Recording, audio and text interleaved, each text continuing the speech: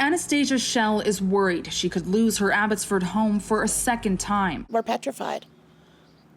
We're scared we're going to be on the street. Back in March, Schell learned the Red Cross would cover a damage deposit, plus $1,300 toward rent for 6 months and an additional $600 for basic necessities.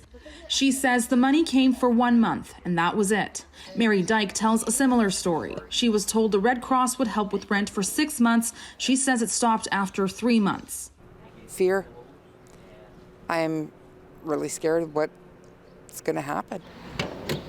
Now her biggest worry is being forced to live out of her truck. She and Schell say they were counting on support from the Red Cross to get by, and neither is able to work because of health issues. I budget for that, and now they cut you off cold turkey. Tell us one thing, and then you take and rip it away. We've had enough ripped away. The Red Cross won't comment on individual cases, but says it's not seizing financial assistance. As of May, the charity says it's given out more than $19 million for flood relief to over 7,500 households. But for some relying on help, it's not exactly clear why that support has dried up.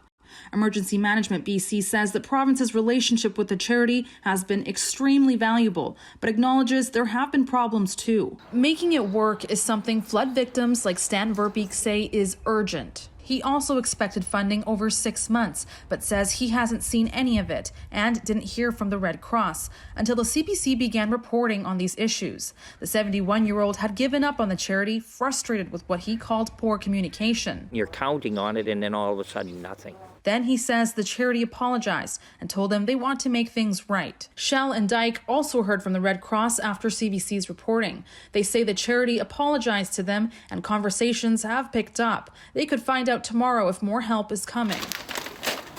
In the meantime, they're all relying on the Yarrow Food Hub for help. While they are grateful how the Red Cross has come through in some ways, they believe it can be done better, and not just for them, but the community as a whole. Honor what you said. Help us.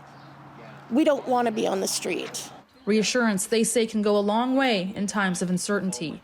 Baneet, Braich, CBC News, Abbotsford.